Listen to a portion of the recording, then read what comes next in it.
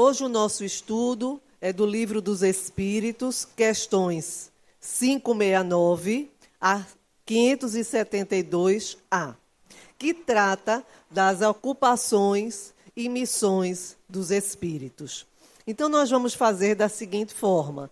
A gente vai ler a pergunta, como é o costume, depois a resposta, e vamos aqui, trazendo a explicação, a nossa reflexão a respeito de cada pergunta e cada resposta. E para entrar no tema, é preciso que a gente inicie imaginando, se cada um de nós aqui, como encarnados, cada um de nós não tem uma ocupação, cada um de nós não tem uma profissão, cada um de nós não tem uma missão a desempenhar, um papel dentro da humanidade, dentro do seu lar, dentro da sua vida profissional a desempenhar. Porque às vezes a gente tem a ideia de que missão é apenas para aqueles espíritos mais evoluídos. Mas isso não é verdade. Porque às vezes a nossa missão é justamente a gente conseguir aprender a ter paciência, a gente aprender a perdoar, a gente aprender a conviver com um parente difícil, um marido, uma esposa, um filho. É a gente vencer, às vezes, as nossas inclinações para determinados vícios. Então, às vezes, a nossa missão aqui é essa.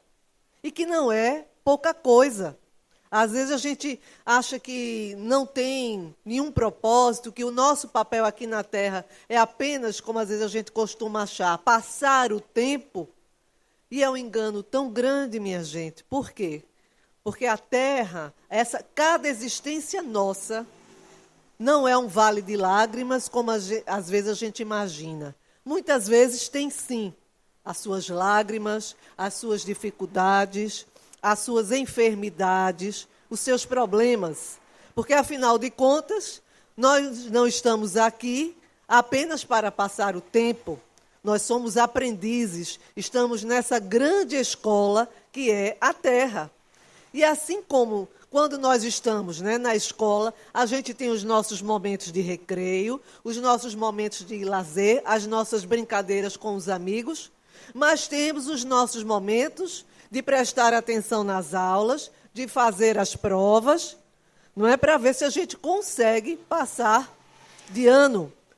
Então, da mesma forma, somos nós aqui nessa grande escola que é a Terra. Então, a gente tem os nossos momentos de alegria, de lazer, de confraternização, de boas vivências, de aprendizado, e tem essas dificuldades. Aí nós podemos nos perguntar, e quando passamos para a existência espiritual? A gente deixa esse plano aqui da matéria e nos defrontamos novamente, com aquele nosso local de origem, que é a vida espiritual. Será que a gente vai ficar como a gente aprendeu anteriormente, e que muitas vezes a gente ainda tem essa ideia, não é? Que a gente vai morrer, morreu, a gente costuma dizer assim, descansou. Eita, será que é? Será que a gente vai para lá e vai ficar somente descansando, de perna para o ar? Ou então a gente vai para um local ruim, ficar no sofrimento, não é? Ficar ali naquela escuridão, ou então vai para um local, como a gente às vezes chama o purgatório, vai ficar ali sem uma função determinada? Será que Deus nos criaria, espíritos imortais que somos, para ficarmos na ociosidade, para ficarmos sem função, sem propósito, quando a gente atravessasse esse portal da vida material para a vida espiritual? Se a gente mergulhado aqui na matéria, como nós estamos atualmente, nós temos nossas obrigações, nós seguimos uma lei, que é a lei do trabalho, que nos possibilita evoluir, crescer como seres humanos, a nossa inteligência, a gente desenvolver habilidades. Será que a gente ia passar por tudo isso para quando chegar na espiritualidade em que a gente está liberto não é, do nosso corpo material, muito mais livres, com o nosso raciocínio muito mais límpido, a gente ia ficar lá nessa inércia, parados? Claro que não. Deus não criou nenhum de nós para a inutilidade.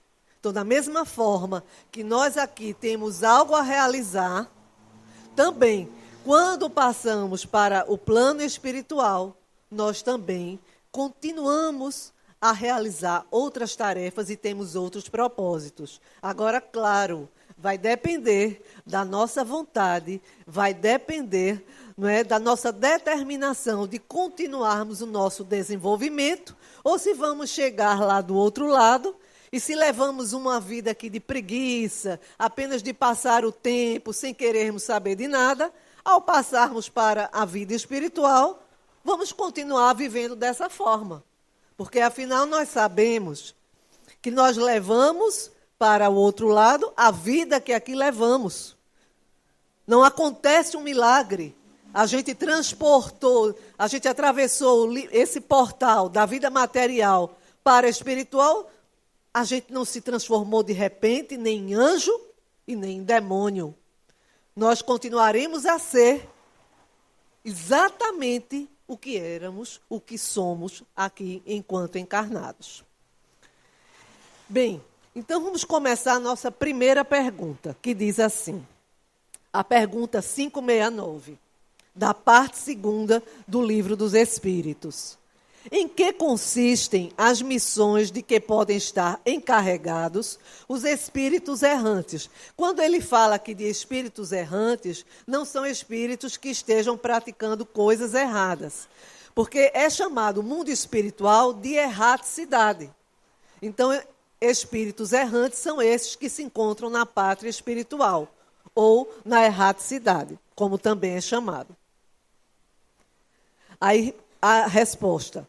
São tão variadas que seria impossível descrevê-las, além do que não as podeis compreender. Os espíritos executam as vontades de Deus e não podeis penetrar nos seus desígnios.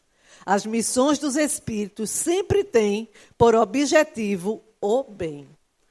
Então, quando se trata de missão, sempre se tem o objetivo de praticar o bem.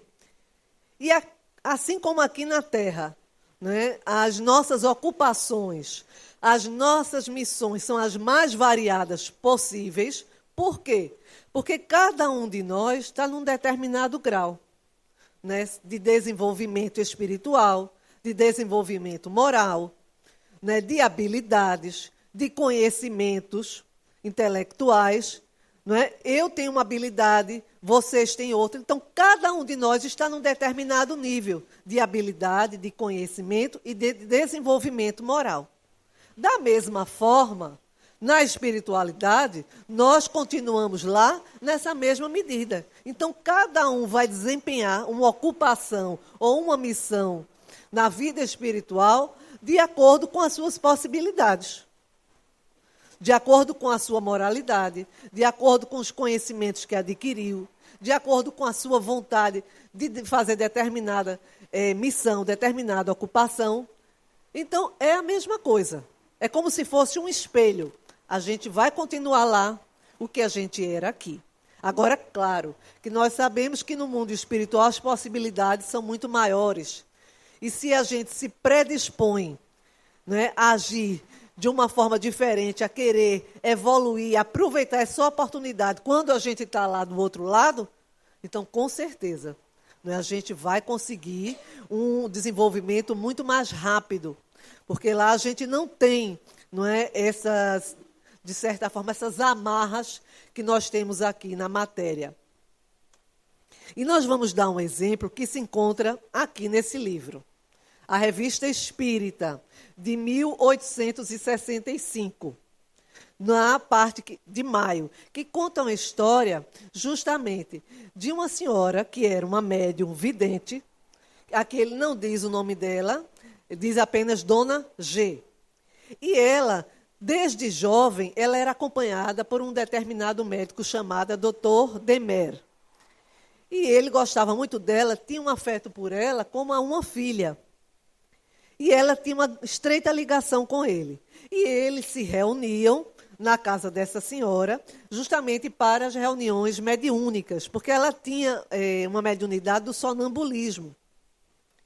E ela sofreu uma entorse na perna e que estava em grande sofrimento e que estava atrapalhando justamente essas tarefas que eles realizavam. E há poucos dias antes, esse doutor que a acompanhava e que era muito seu amigo, ele desencarna.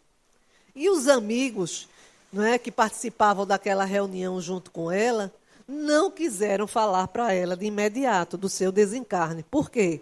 Porque ela estava nesse sofrimento da perna, nessa entorse, com muitas dores, e estava esperando ela melhorar para poder dar a notícia para ela. E passado alguns dias, já quando ela estava numa situação já mais difícil, já havia se passado já algum tempo do falecimento, do desencarne desse médico, que ela tanto gostava.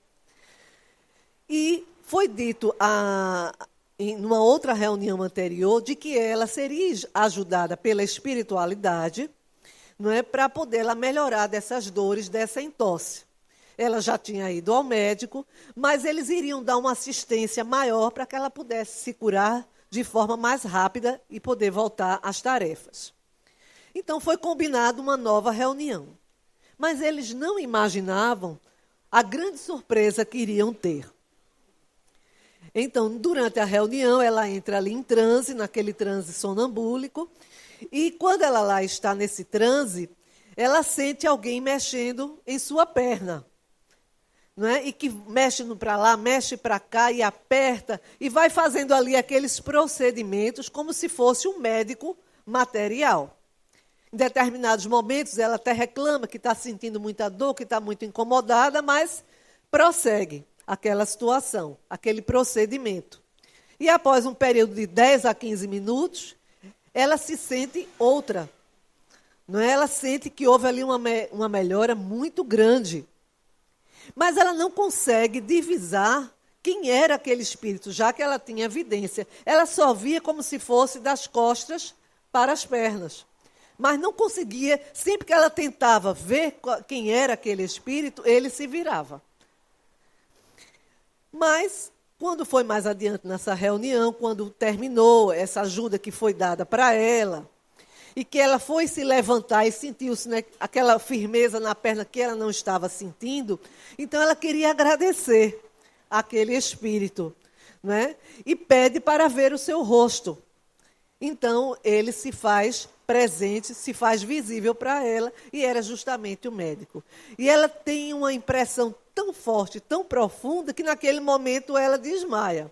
Mas depois ela torna e é dito a ela que ele realmente havia desencarnado já há alguns dias e que não haviam dito para ela por conta dessa situação que ela estava passando.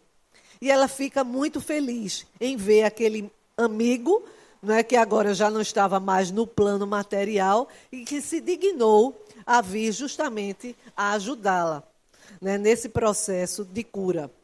E a gente vai ver aqui uma coisa bem interessante que diz assim: a senhora G via um espírito curvado sobre sua perna, mas sua fisionomia ficava oculta. Realizava fricções e massagens, exercendo de vez em quando uma atração longitudinal sobre a parte doente, absolutamente como teria sido feito um médico.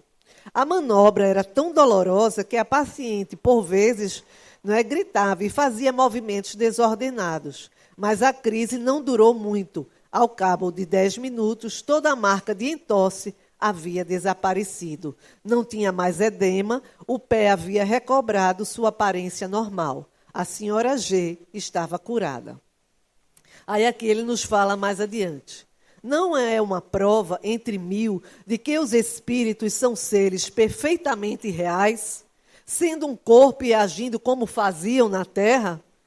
Estávamos felizes por encontrar nosso amigo espiritualizado com seu excelente coração e sua delicada solicitude.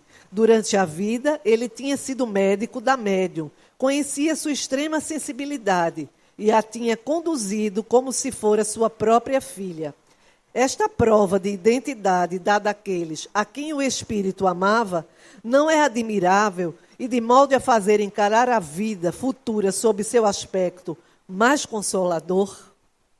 Então, como é bonito isso, né? Como ele nos traz aqui essa prova concreta de que nós somos espíritos imortais, de que a vida continua.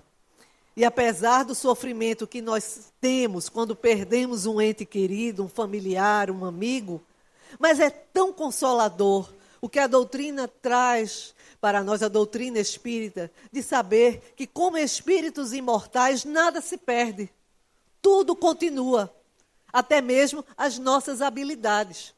E se quando partimos para esse mundo espiritual, levamos no nosso coração essa vontade, esse desejo de continuarmos a sermos úteis, de ajudarmos o nosso semelhante, então lá nós encontraremos o ambiente propício para justamente continuarmos a ajudar, assim como ele fez com ela, com a senhora G.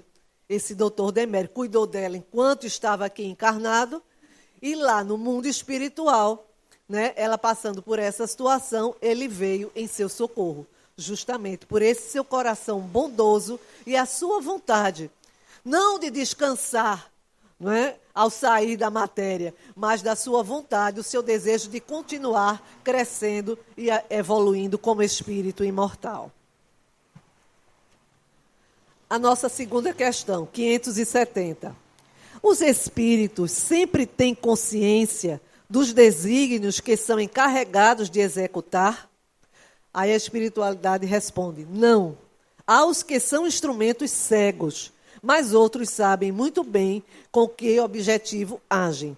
Então, há como esse espírito, o Dr. Demer, que agem em favor, né, de alguém encarnado, ou até mesmo em favor de outro ser desencarnado, sabe exatamente o que está realizando, e há outros que são utilizados, né, pela espiritualidade superior com o fim também de ajudar a nós encarnados ou outros desencarnados. Nós vamos trazer aqui um exemplo do livro, não é, psicografado por Chico Xavier e Valdo Vieira, e trazido por André Luiz, que é do livro Sexo e Destino. Houve uma situação com uma das personagens chamada Marita, em que ela, né, por uma situação que ela viveu muito triste, ela fica completamente desordenada, né, fica completamente sem estrutura nenhuma emocional, e ela vai numa farmácia e pede uma medicação para, através daquela medicação, ela sair da vida, né, buscar o suicídio. E o farmacêutico, que a conhecia de muito tempo, percebendo que ela estava descontrolada, desequilibrada naquele momento, então resolve dar para ela uma medicação apenas para ela dormir, enganando ela, não é, de que aquele medicamento era o que ela estava procurando. Porque ela passou uma situação que ela foi enganada pelo seu pai adotivo. O seu pai adotivo desenvolveu por ela sentimentos que não de pai. E criou toda uma trama na qual eles estiveram um contato, não é, íntimo. E ela, quando percebeu que era ele e não o namorado que ela julgava ser, então ela perde totalmente o controle. Por isso, ela busca essa situação. Então, ela toma toda aquela medicação e depois ela vai para a beira-mar, se deita na areia e ali ela apaga. Mas só que para ela julgava que iria morrer. Mas só que não. No outro dia, vem um gari que está limpando a praia ali e começa a bater nela, pensando que ela estava ali bêbada ou em outras situações. E ela se levanta ainda trôpega e se dá conta de que não morreu. E fica sem entender por que não morreu. Então ela sai ainda perturbada e sob os efeitos, né, daqueles remédios para dormir, e ela atravessa a rua de uma vez só, sem olhar. E ela é atingida por um carro, é atropelada. Então ela fica numa situação bastante difícil. E o seu mentor espiritual, que estava ali procurando dar a ela uma assistência, fica sem saber o que fazer, porque aquilo não era o planejado.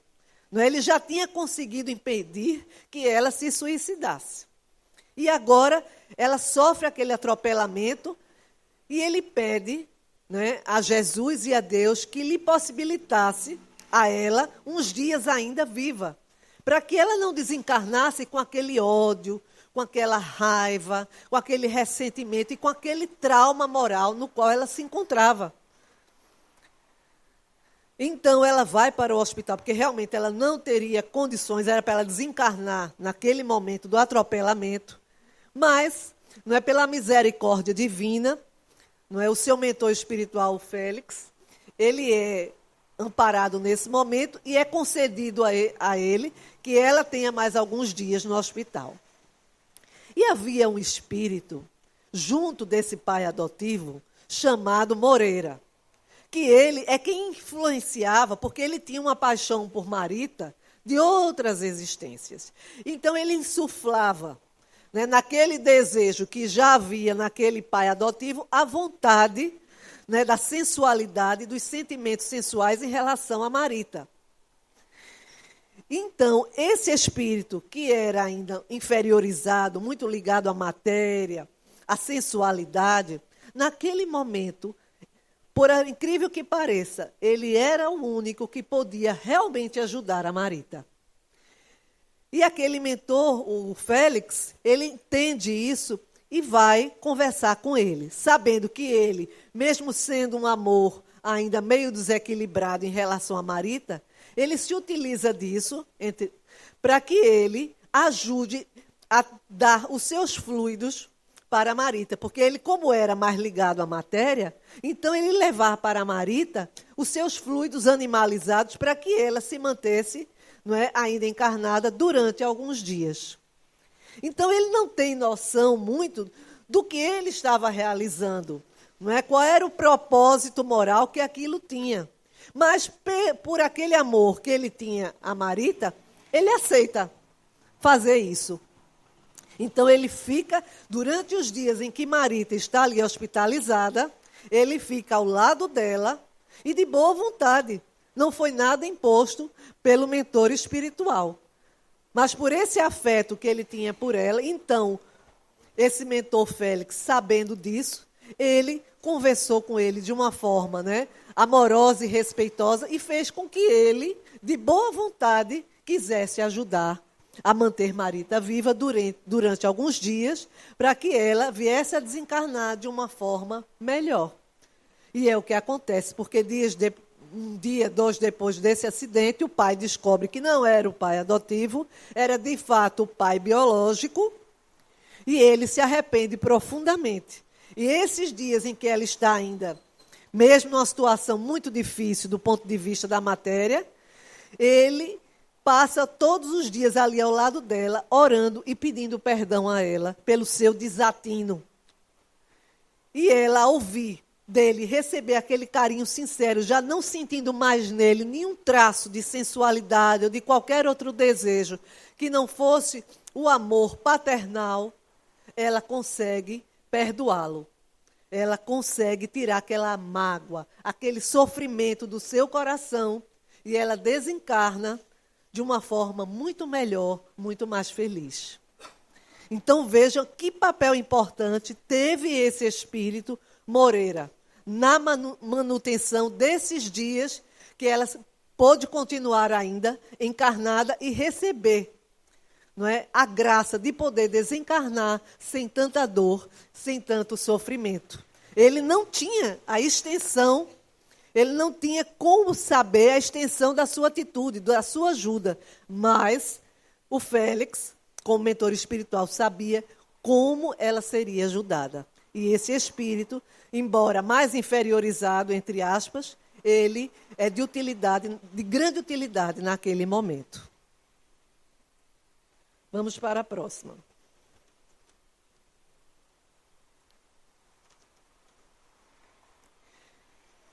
Pergunta 571. Somente os espíritos elevados cumprem missões? Resposta. A importância das missões depende da capacidade e elevação do espírito. O estafeta quer dizer um entregador de mensagem, que leva uma mensagem e cumpre também uma missão, mas não é a mesma do general. Ou seja, como a gente viu aqui nesse exemplo anterior, vamos supor que o Félix fosse o general. Ele cumpriu uma missão, mas o Moreira, não é, cumpriu também a sua missão. Então, veja só a importância que cada um de nós tem aqui nessa existência, na qual nos encontramos e também quando passamos para a pátria espiritual. Porque, como dissemos, às vezes achamos que só aqueles, não é, como a gente sabe, uma Irmã Dulce, um Chico Xavier, só esses têm missões. Eles têm grandes missões, tiveram grandes missões. Mas cada um de nós, dentro da nossa seara, dentro do nosso círculo familiar, ou profissional, ou dentro da casa espírita, ou em qualquer outra casa religiosa, nós temos também um papel a desempenhar. E que se eu não faço, claro, o trabalho não vai deixar de ser feito, mas fará falta. Fará falta. E quem mais perde com isso somos nós próprios, porque perdemos a oportunidade de crescer, de evoluir e de nos modificarmos, de nos transformarmos como seres humanos. Então, é muito importante que a gente tenha essa consciência, que a gente não se compare a ninguém, porque a comparação, não existe nada mais cruel do que a comparação. Porque quando eu me comparo com alguém, ou eu vou me sentir elevado, ou eu vou me sentir inferiorizado. E quem ganha com isso? Ninguém. Então, nem vamos ter a empáfia de que somos insubstituíveis, de que o que eu faço ninguém mais pode fazer, porque não é por aí. Como dissemos, se eu não fizer, Deus vai botar alguém para realizar aquela tarefa, porque o trabalho tem que ser feito. Mas nós darmos o devido valor a cada pequena tarefa que a gente já consegue realizar. Porque a gente não tem ideia, né, do que passamos para que hoje a gente já consiga estar aqui, ouvindo, buscando estudar, buscando aplicar um passe, buscando estar ali na recepção, recebendo aqueles que chegam, os que estão na livraria, os que estão na cantina. Ninguém sabe quantos passos foram necessários e quantas dificuldades enfrentamos para hoje estarmos aqui, quando a gente poderia livremente estar em outro lugar, nos divertindo, passeando, enfim, em várias situações. E, no entanto, nós optamos por estar aqui, estudando, aprendendo, servindo. Então, vamos valorizar a nossa tarefa, seja ela qual for. Porque toda tarefa que a gente realiza para o bem e em favor do próximo é sempre de grande valia e de grande importância, independentemente da nossa condição moral e espiritual. Continuando. Então, nós vamos ver aqui um exemplo que está na Revista Espírita. Deixa eu dizer aqui para vocês, de 1858, também aqui nessa revista, que trata justamente de um diálogo. Eu não trouxe esse diálogo todo porque ele era muito extenso, mas trouxe aqui para vocês as partes mais importantes e vou trazer o contexto da história. Havia um espírito chamado Ferdinand Flamand, e estava havendo uma reunião mediúnica. E, de repente, esse espírito se aproxima dali e fica só observando. E a pessoa que estava conduzindo a reunião, o esclarecedor, ele pergunta para um espírito que está ali naquele momento se apresentando, faz algumas perguntas. Só que aquele espírito ali, apesar de ser um espírito sério, ele não quer responder. Então, depois que ele se afasta, esse Ferdinand se aproxima e tenta responder as perguntas, mas só que ele não tem nem o conhecimento e nem a seriedade. E o esclarecedor percebe e pergunta, quem é você? Você não é aquele espírito que estava aqui em alguns momentos, e no qual eu fiz alguns questionamentos. Ele disse, não sou. Mas eu tentei responder, porque já que ele não fez, eu tentei responder. Aí ele disse, onde você estava? Ele disse, eu estava numa casa aqui ao lado. Eu estava olhando uns quadros que tinha aqui na casa ao lado, mas não eram quadros assim muito bons. Ele quis dizer que eram quadros assim que inspiravam a sensualidade e outras situações. E assim, como você veio parar aqui? Ele disse, eu acredito que foi o meu bom gênio. Ele dizia o bom gênio, né? Ou seja, o anjo da guarda. De repente, olhei para cá e me lembrei que conhecia você. E meu anjo da guarda, né, meu bom gênio, aproveitou e me trouxe para cá. Ele disse, você me conhece? Eu disse, conheço. De onde? Ele disse, você não estudou numa escola tal? Eu estudei. Se lembra que uma vez um menino lhe bateu? Eu disse, lembro. Mas eu também bati nele. Ele disse, realmente, você também me bateu. Mas eu não guardo mágoa disso, não. Ele disse, mas você era muito peralta, você era muito... Ele disse, naquela época eu só queria brigar. Eu não era mal propriamente, mas eu tinha satisfação. Qualquer coisa me desafiava e eu já queria brigar. Ele disse, o que você faz? Aí ele disse, exatamente o que eu sempre fiz. Aí vamos ver aqui um pouquinho do diálogo. Quando e em que idade faleceste? Aí ele diz, há 15 anos. Eu tinha 20 anos, ele diz. Como vieste ao meu encontro? Foi meu bom gênio que me empurrou para ti. Então estás morto há 15 anos. Veja só a resposta dele. Morto? O corpo. Mas eu que te falo, não estou morto, não. Então veja como ele traz uma resposta bem contundente. Né? Veja como ele está ali, a sabedoria dele. Morto? O corpo. Mas eu não estou morto. Porque ele se entendeu como espírito que a vida continuava. Como passas o tempo? Sou aquilo que eu era, nem melhor, nem pior. Não tenho outra ocupação senão divertir-me ou informar-me dos acontecimentos que podem ter influência sobre meu destino. Aí, nesse diálogo, é dito que ele fala, não é para esse esclarecedor, que ele não se sente feliz. Porque ele diz assim, moralmente, eu não tenho condições de desfrutar, como os espíritos superiores, não é? Do bem, das coisas boas, das coisas moralmente mais felizes. Então, tudo eu vejo, tudo eu participo sem poder desfrutar propriamente.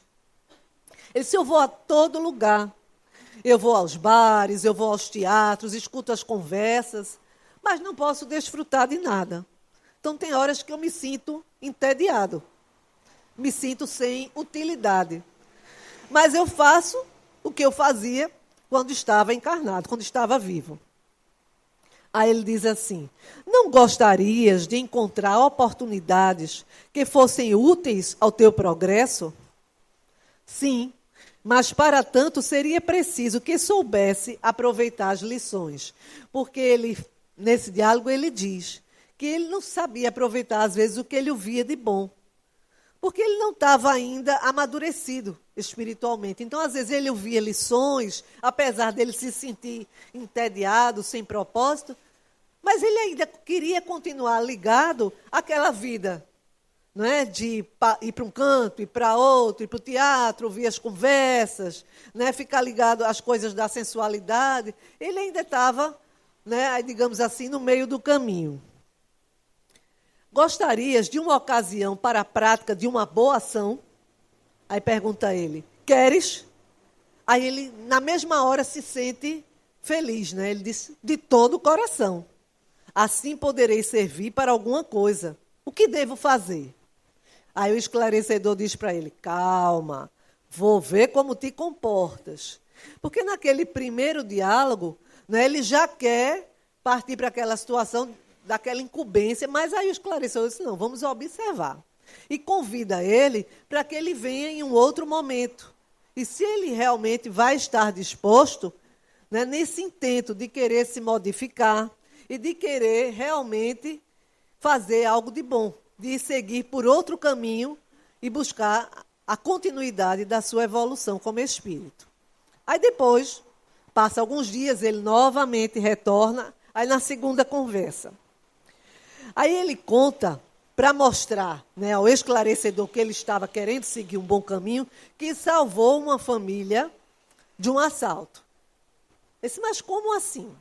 Estava uma família jantando e eles tinham um comércio. E entrou um ladrão nesse comércio e começou a furtar as coisas.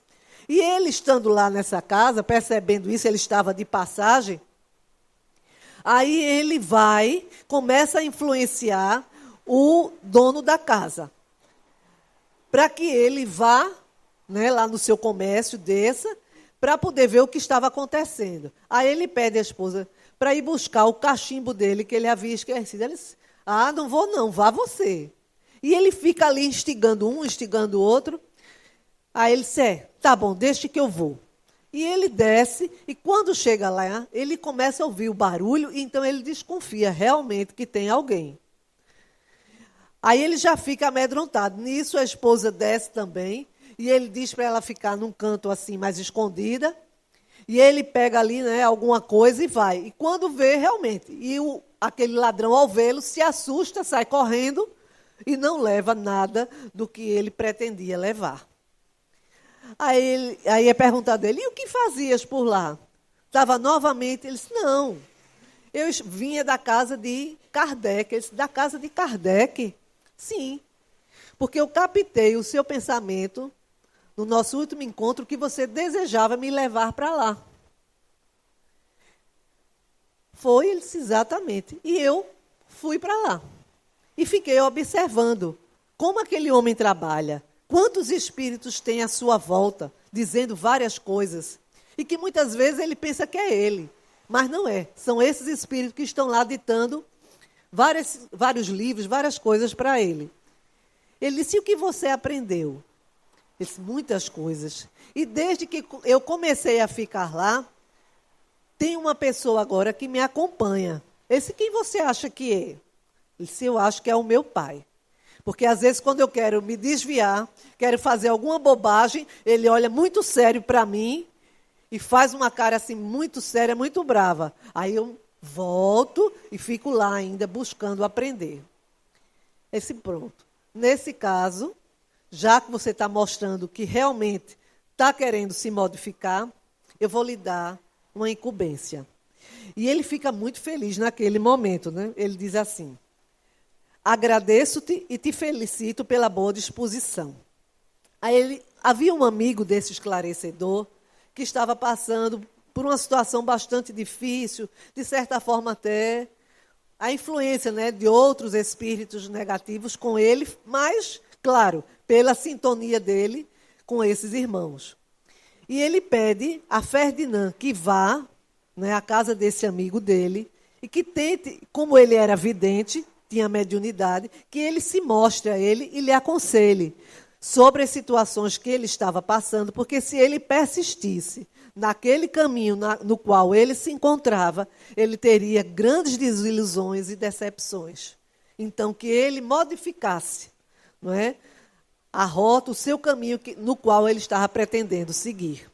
E ele aceita aquela missão e diz para ele, te avisarei quando cumprir o determinado.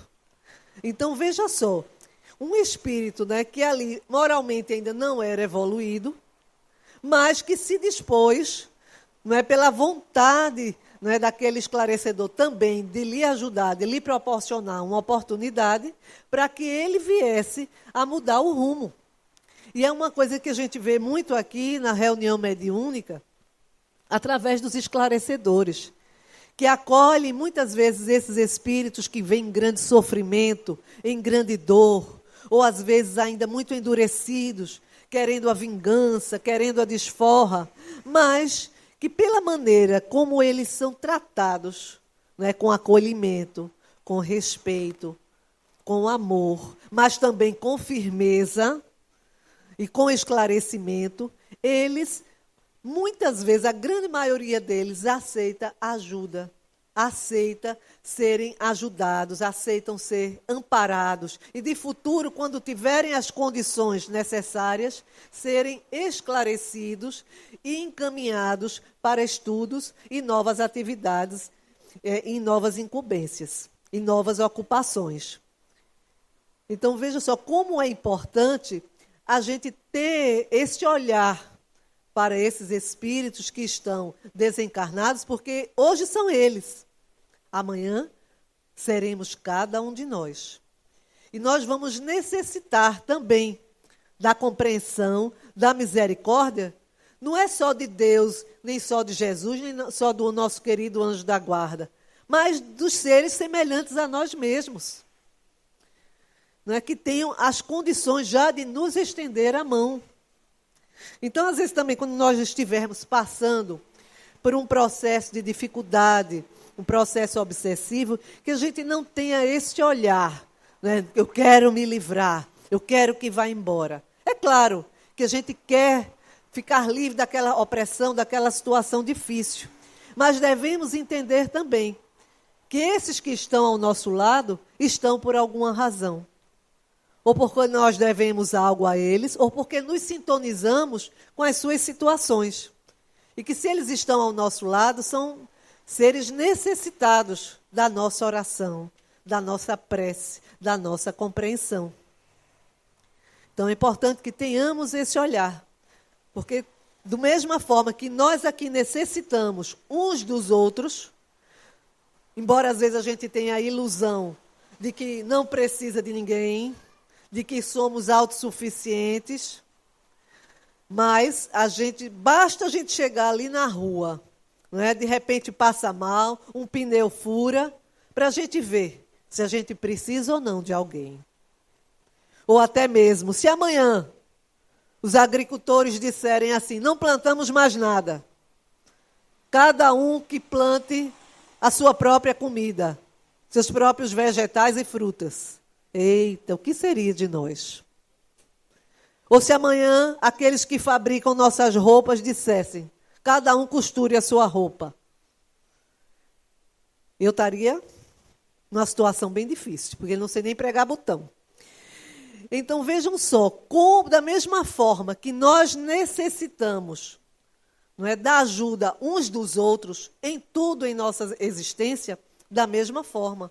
Esses espíritos que passam para a pátria espiritual, para a erraticidade, eles necessitam serem amparados, ajudados. E quando já se encontram numa situação melhorzinha, eles mesmo buscam ajudar outras pessoas. Porque essa é a grande beleza da vida. Os que estão numa situação melhor ajudam aqueles que estão numa situação mais difícil. Porque se a gente olhar direitinho, a nossa vida se divide entre aqueles que precisam de ajuda e aqueles que podem ajudar. Então, feliz daquele que está numa situação que pode ajudar, que pode estender a mão ao seu semelhante.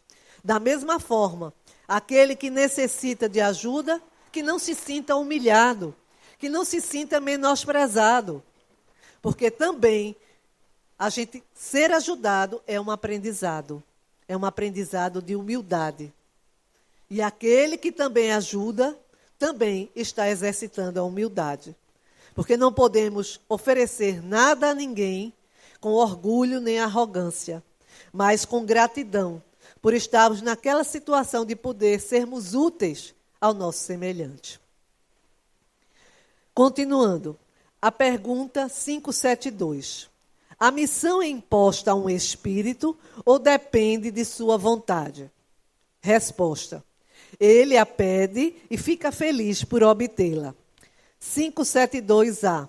A mesma missão pode ser pedida por vários espíritos? Sim, muitas vezes há vários candidatos, mas nem todos são aceitos. Aí a gente pode perguntar, mas por que nem todos são aceitos? Porque às vezes naquele momento, aqueles espíritos, eles se candidatam a uma determinada tarefa, a uma determinada incumbência, mas não estão ainda preparados, nem moralmente, nem em termos de conhecimento. Então é necessário que eles continuem ainda um período, como esse espírito do qual falamos. O Ferdinand, ele não recebeu a tarefa dele de imediato. Foi necessário que ele provasse, não é? Que ele realmente estava com outros propósitos, né, de mudar de vida, de deixar aquela vida, não é somente de ficar observando os outros, sem querer fazer nada, de preguiça, e com a vontade realmente de ter uma utilidade para o seu próximo. Nesse momento, quando foi percebida nele essa sinceridade, essa determinação, ele recebeu a tarefa. Então, muitos se candidatam, mas nem todos, às vezes, alguns não têm como realizar naquele momento. Mas também não são desprezados por isso. Normalmente são orientados a continuarem perseverando, estudando e se dedicando, para que lá na frente eles tenham a oportunidade, não é, de cumprir as suas ocupações, as suas missões como espíritos. A gente vê isso no próprio livro, né, Nosso Lar. Quando o André Luiz, né, se vê numa situação já mais recomposto, né, já com vontade realmente de exercitar, de fazer alguma coisa, ele não vai ser médico como ele era aqui na Terra. Porque, infelizmente, enquanto ele esteve aqui na Terra como médico, ele exerceu a medicina como um comércio. Não é? Ele não exerceu a medicina com aquele amor, com aquele desprendimento. Ele fez da medicina apenas um meio de vida e de status social. Então, era preciso que ele aprendesse outras lições primeiro, para que, de futuro, quem sabe, atuar no mundo espiritual dessa forma. Então, ele foi lá para as câmaras retificadoras, trabalhar, começar como todos os outros ali em Nosso Lar. Numa ocupação mais simples, que não era dentro do conhecimento que ele possuía, mas que ia dar a ele, capacitar ele, ter humildade, né, se transformar moralmente, para que depois, de futuro, ele conseguisse, né, ter outras missões, como a gente vai vendo nos livros seguintes de André Luiz, o que ele depois vem a realizar. E nós vamos contar aqui uma história dessa última questão, que está nesse livro aqui. Diversidade dos Carismas, de Hermínio C. Miranda. E é uma história muito bonita. Aqui nesse livro tem uma médium chamada Regina, que ela é uma médium de grande capacidade. Ela veio nessa existência, na qual conta o livro aqui, com várias capacidades mediúnicas. E uma delas era que durante o sono, ela, quando saía do corpo, ela se desdobrava. E a espiritualidade se servia desse recurso que ela tinha de se desdobrar para ajudar espíritos desencarnados. Justamente porque ela, como encarnada, tinha esses fluidos, né, mais animalizados, esses fluidos que ela poderia levar para esses espíritos que necessitavam, às vezes, desse tipo de situação. E ela tinha um irmão chamado Ibrahim. Esse irmão dela era muito querido por ela, porque quando o pai dela, a quem ela era mais ligada nessa existência, ele falece, esse irmão mais velho, Ibrahim, é quem assume o papel de cuidar da família. E ele, como ela ainda era pequena, ele assume esse papel como se fosse um pai, não só irmão, mas pai. E ele era um homem assim muito alegre, muito bonachão, e houve uma época que eles foram morar na Baixada Fluminense. E como a gente sabe, na Baixada Fluminense, no Rio de Janeiro, é um local que tem uma certa violência, né? Um local assim mais difícil, como a gente tem também aqui em Recife. Então, mas por ele ser tão alegre, ser uma pessoa que não buscava briga com ninguém, que respeitava todo mundo, ele trabalhava num bar lá, dentro da Baixada Fluminense, uma birosca.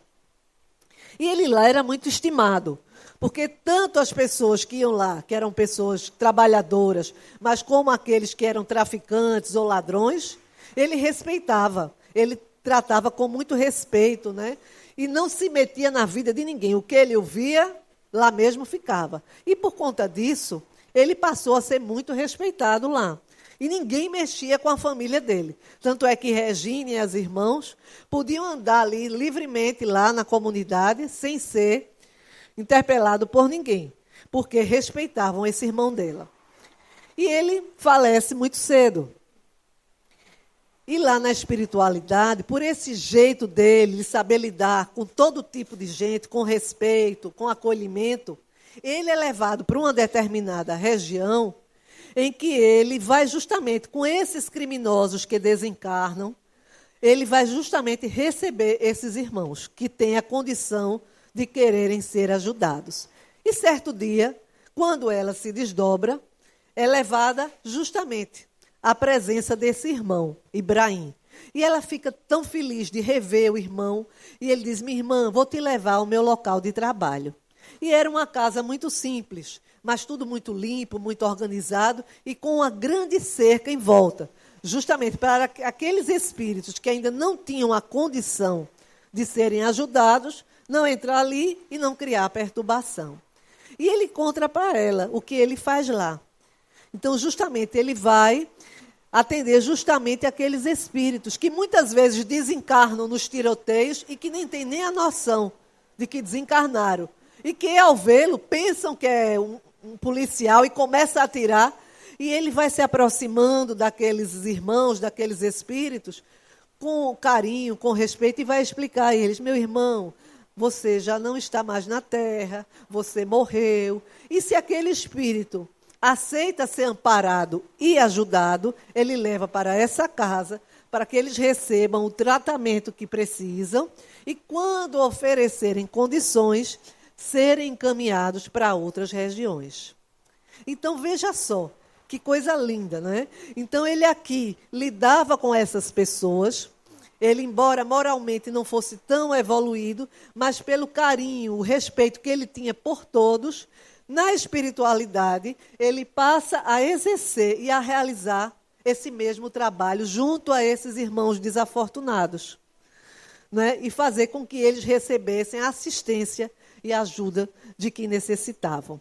Então, não só ele pediu para realizar essa tarefa, como ele tinha as condições de realizar essa tarefa, não é, pelo seu coração generoso, não é, e por ele não discriminar ninguém. E tem uma parte que diz aqui, assim, muito bonita, dessa história. Deixa eu dizer para vocês.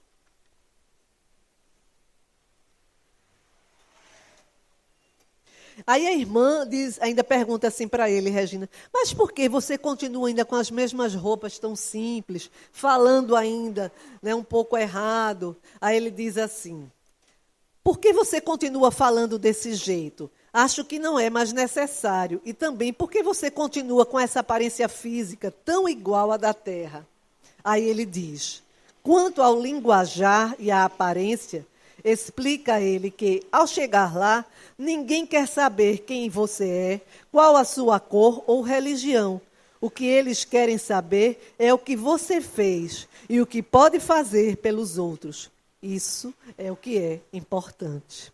E até para que eles pudessem ajudar esses irmãos que desencarnavam dessa forma, como criminosos e de tantas outras formas, era preciso que ele se apresentasse com aquela aparência simples, falando ainda um pouco errado, né, com aquelas roupas simples, para que eles vissem nele alguém igual e sentissem a confiança de poder se sentirem amparados e ajudados, sem se sentirem humilhados. Bem, mas o nosso tempo é chegado.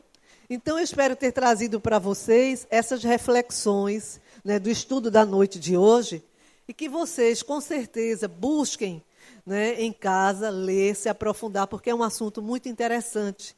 E nos traz a consciência justamente disso, que nós estamos semeando na existência atual a nossa próxima existência. E que levaremos, em algum momento dessa nossa existência física, iremos, cada um de nós, no seu momento, atravessar o portal para a erraticidade, para a vida espiritual. Então, que a gente possa levar como bagagem a nossa vontade, o nosso desejo sincero, dentro das nossas pequenas possibilidades, de ajudar o nosso semelhante.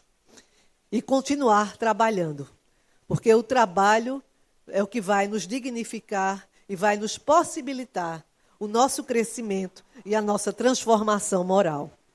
E para encerrar, vamos trazer uma mensagem do livro Verdade e Vida, capítulo 4, de Emmanuel, cujo título é Trabalho.